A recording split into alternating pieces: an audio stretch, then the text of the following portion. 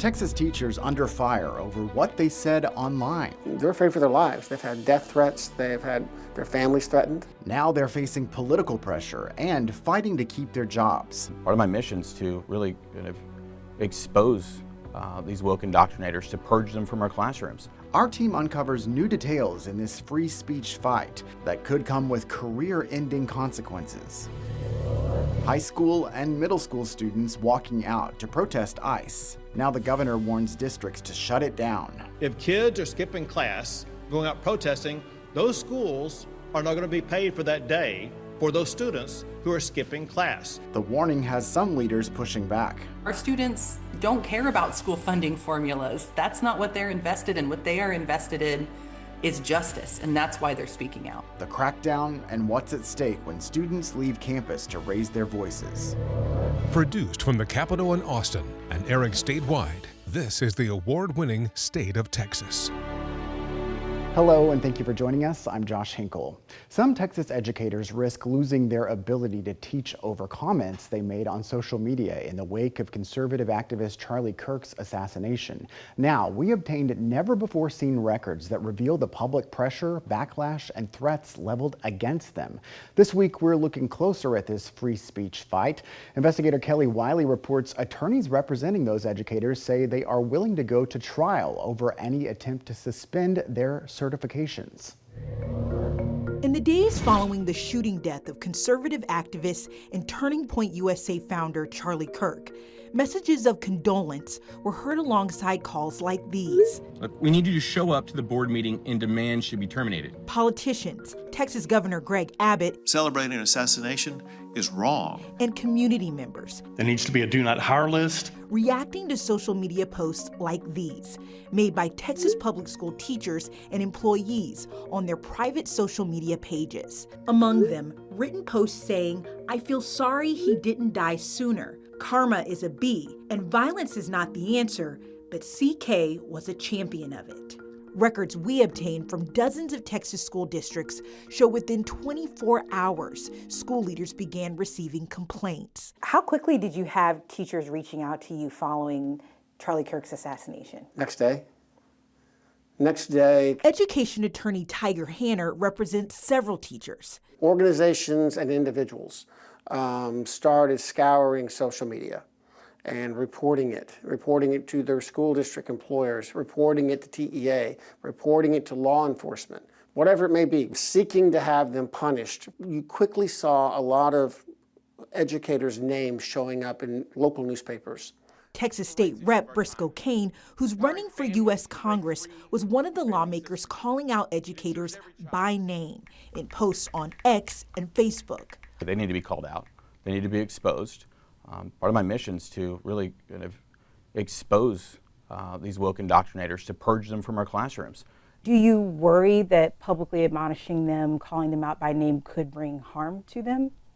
They can try and play that victim goal, but the goal of publicly shaming them is to make sure that they leave the system and anybody like them thinks twice before taking actions like that. You know, I'm sure if you reached out to educators for your story, there's not going to be many that want to talk to you because they're afraid that their name will be out in the public.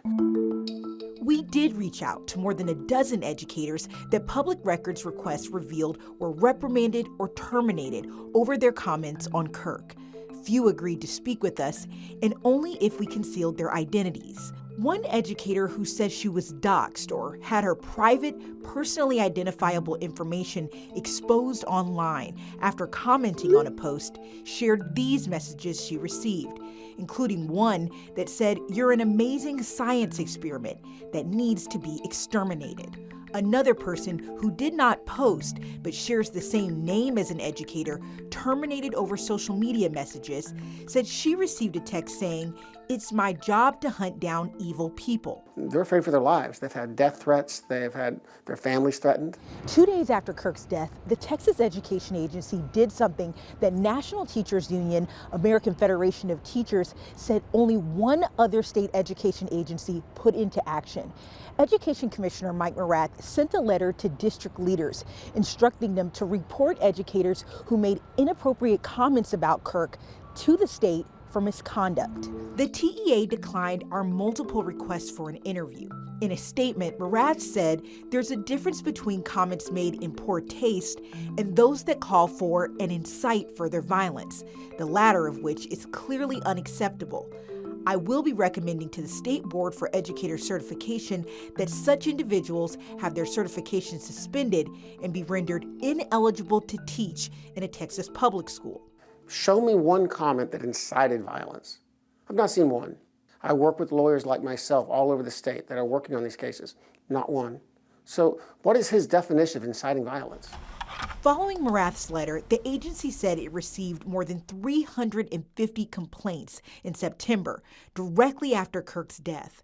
The TEA has declined releasing records showing the complaints leveled against educators, only a list of the school districts where they worked. Almost 4 months into the agency's review, it had closed out 70% of the complaints, but 95 remained open and under investigation. The law does not permit TEA to do that. They did it anyway. Chris Tritico is another attorney representing multiple educators at risk of losing their certification. Our government went out of its way to ensure that they were silenced. And not only silenced, but their jobs were threatened. And now their careers are threatened with the loss of their teaching licenses. In a federal lawsuit against TEA, the Texas AFT claimed the state's investigation into educators is unlawful and accused the agency of retaliation. The TEA tells us it does not comment on pending litigation. Records we obtained show some Texas school districts were also concerned about the legal framework for reporting educators over their social media posts made outside the classroom. In a letter, Cypress Fairbanks ISD legal counsel told TEA it reviewed 6 complaints in light of the First Amendment parameters for Texas public schools and a Supreme Court balancing test, and found each employee was speaking as a private citizen on a matter of public concern, and their post did not result in incitement of violence or disruption to the workplace. But the letter went on to say the district would report the teachers to the state anyway, because of Morath's letter indicating superintendents should report situations that appear to fall outside of the requirements in the Texas Education Code. And essentially, the fear is among superintendents that if they don't report it, they could be facing a fight for their certification for failure to report. Based upon my discussions with all the lawyers that do what I do, we're not going to accept any sanctions from TEA over any of these cases, not one of them. If TEA wants to try them all, we'll try them all. I'm not concerned with what the TEA is doing with their investigation. I think public pressure and public exposures is enough in it, and I believe that it worked. What would you say to those, especially educators, who might be concerned that they're being attacked for their beliefs? Mm-hmm. I'm not concerned with their personal beliefs. I'm concerned with what's going on in the classroom. I'm concerned about the safety and the health of the next generation. Right, but the social media comments weren't made in the classroom. It goes to their value system, and if you have this value system, I don't want you educating our children. Attorneys we spoke with said some school districts have bought employees out of their contracts to keep them from returning to the classroom. Records show some have faced threats of termination, some reprimanded, and some are still on paid leave. If TEA decides to move forward with suspending or rescinding teachers' licenses, it will have to go before the State Office of Administrative Hearings, where there would be a trial, Josh. So you've faced some resistance from some school districts over releasing these records. Some of those requests went all the way to the Attorney General, I understand. So what have you heard from that office? So really, in recent weeks, we started to hear one by one from the AG's office. So far, we've heard back on 3 of the opinions that districts sent out trying to withhold those records. And in all 3 of those cases, the AG has said to go ahead and release them to us. And so we're waiting to see what that will look like. Well, this week, the TEA announced a new Inspector General for Education Misconduct. Does that have any bearing on these cases? Absolutely. It would be his department that is conducting these investigations. And really, this department that he's now in charge of has a big job in the coming years. We've seen Senate Bill 571 expand the cases that they would be looking at. It's going to increase their workload. And also, there's a lot of calls for investigations that are happening. There's a lot being put on TEA's investigation department to look into so far. So they'll be involved in a lot of cases. All right, Kelly Wiley, thank you very much. Online now, you can explore our interactive map of where the TEA is investigating educators accused of making inappropriate comments about Kirk. You'll recall Kirk co-founded the conservative student movement Turning Point USA. Since Kirk's death, Governor Abbott has pushed to start more Turning Point USA Club America programs in Texas high schools.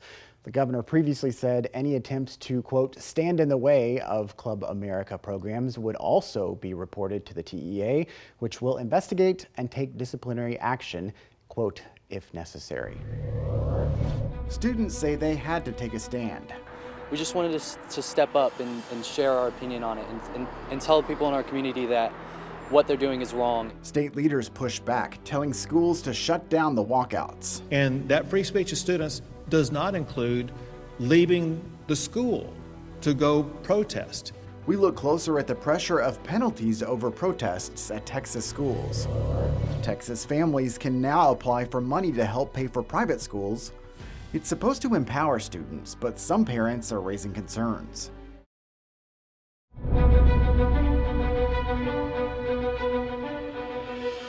The Texas Education Agency released new guidance and consequences over ICE-related student walkouts, outlining responsibilities for educators and districts. It comes amid more reports of school walkouts around the state. Governor Greg Abbott has threatened to cut funding for districts that allow student-led walkouts. Nabil Ramadna looks closer at responses from lawmakers and students involved in those walkouts. Students from across Central Texas walking out of class to protest ICE. We talked to two Hayes CISD students about the recent walkouts. We saw this as an opportunity to help them feel heard and to give them a chance to speak their voice and their opinions. We just wanted to step up and share our opinion on it and tell people in our community that what they're doing is wrong. Governor Abbott posted on X following recent walkouts, saying, quote, "We are also looking into stripping the funding of schools that abandon their duty to teach our kids the curriculum required by law." If kids are skipping class, going out protesting, those schools are not going to be paid for that day for those students who are skipping class. It's the responsibility of the superintendent, the principals, and the educators to make sure those children are in school getting the education they're supposed to be getting, and making sure that parents are reassured their children are not wandering around some street somewhere, but instead are where parents think they are, and that's in the classroom getting an education. I'm worried that it's going to, because we want to have future walkouts, and I'm worried that it's going to stop students from protesting in the future with us. Congressman Lloyd Doggett says Texas public schools are already underfunded, and stripping funding from schools because of walkouts wouldn't serve teachers or students. He has so dramatically underfunded our schools that they cannot do as good a job as they would like to do. These students are rightfully concerned about the lawlessness of ICE. And I'm already hearing more reports of walkouts around the state. This video sent to us on Wednesday from Cedar Park High School. Representative Aaron Zwiener weighed in as well. Our students don't care about school funding formulas. That's not what they're invested in. What they are invested in is justice, and that's why they're speaking out. Speaking out, but staying in class. That's the compromise suggested by some. Now, as more protests have taken place, all eyes will be on the governor to see how he reacts to these latest walkouts. Schools are heeding the expectations laid down by the Texas Education Agency, and they're saying, listen, no more protests during school. It's time to return to what their core responsibility is, and that's to educate our kids. Nabil Ramadna, State of Texas. The TEA says students who walk out must be marked absent and warned schools risk losing daily attendance funding if they encourage or allow students to walk out of class. That could have a significant impact. The state gives money to public schools based on their average daily attendance rate. If a student misses school, district attendance goes down, leading to less money for the district. There have been efforts to base funding around enrollment instead. The argument is school districts base expenses on enrollment, and if a student misses class, it does not make it cheaper to operate the school. Those in favor of attendance-based funding say it incentivizes schools to make sure students attend class. Tens of thousands of Texas students sign up for a chance to get money to pay for private school. We look at who stands to benefit from the program and why some parents are raising concern. Are undocumented Texans overwhelming Texas emergency rooms? A new deep dive into state records reveals the answer. Why the numbers matter for your tax dollars.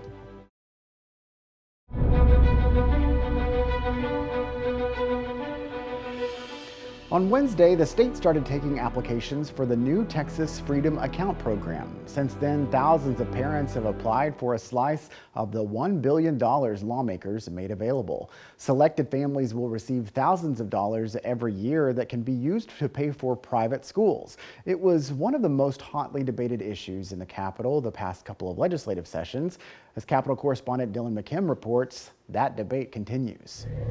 Bye, Nolan. It's the end of the school day for students at Oak Creek Academy, an all-inclusive private school in Killeen, Texas that specializes in neurodiverse learners, like those with autism and dyslexia. There's my baby. Founder Dr. Tracy Hansen said she started the school to give parents another option to public school. Every child deserves an educational learning environment that is conducive to the way they learn. The yearly tuition to go here, $9,600. Hansen said the cost can be a barrier for some families who are looking for a change for their child. I would say about 5 families a week come through for a tour and cannot afford tuition.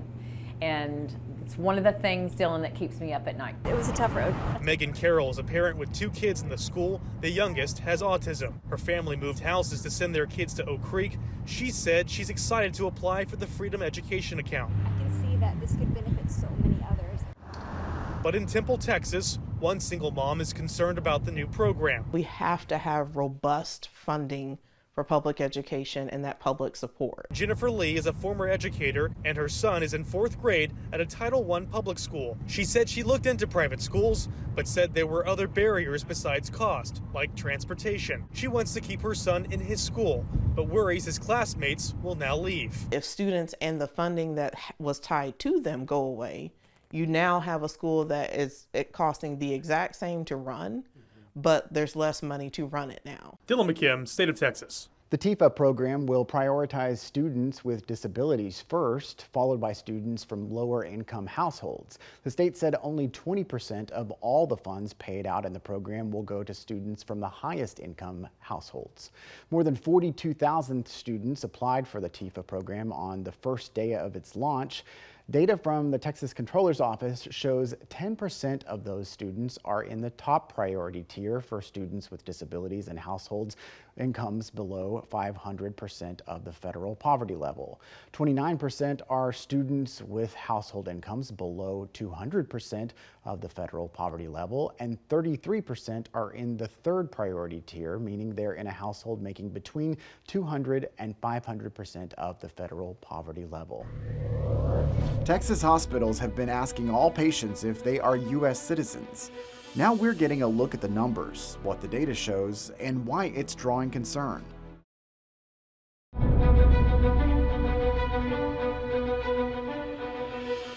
Even before President Trump's second term, Governor Greg Abbott wanted to know the impact of undocumented immigrants on health care in Texas. He directed the state health department to track the cost of emergency care for those patients. Our investigators have been reporting on the data since last year. As Arza Dost explains, new numbers just released show fewer than 2% of hospital patients in Texas are undocumented. For more than a year now, Texas hospitals have been asking all patients if they're U.S. citizens. New data from the Texas Health and Human Services Commission shows from November 2024 to last August, about 240,000 undocumented immigrants went to a hospital. That's out of more than 12.6 million patients statewide. HHSC says hospitals spent more than $1 billion caring for those undocumented patients. Governor Abbott's executive order directed hospitals to start collecting the data back in November of 2024. It has drawn concerns from immigration advocates who have encouraged patients not to answer the question. It's asked during the check-in process. Here's an example from a children's hospital here in Austin. There's a brief explanation of the law and then the question, are you a United States citizen or lawfully in the United States? Patients can respond yes, no, or no response. The data shows nearly 1.4 million people did not answer the citizenship question. Also, while most Texas hospitals have been in compliance, 90 have not. We asked the state if it's received any complaints from hospitals having to submit this data, but we were told there have been none. The Texas Hospital Association also tells us it has nothing new to share about the data or compliance concerns, but has previously said care will never be impacted. We've repeatedly asked Governor Abbott's office what he plans to do with this data, but we've yet to get a response. For a closer look at the numbers, head to KXAN.com and click on this story in the investigative section. Arzo Dost, State of Texas. At the federal level, new policies are taking effect to restrict access for non-citizens to get health insurance under the Affordable Care Act. One change eliminates tax credits under the ACA for most legal non-citizens. A memo from the Congressional Budget Office estimates that 300,000 people will lose access to health insurance after the change. Thank you again for joining us for State of Texas. I'm Josh Hinkle. We'll be back next week to bring you an in-depth look at Texas.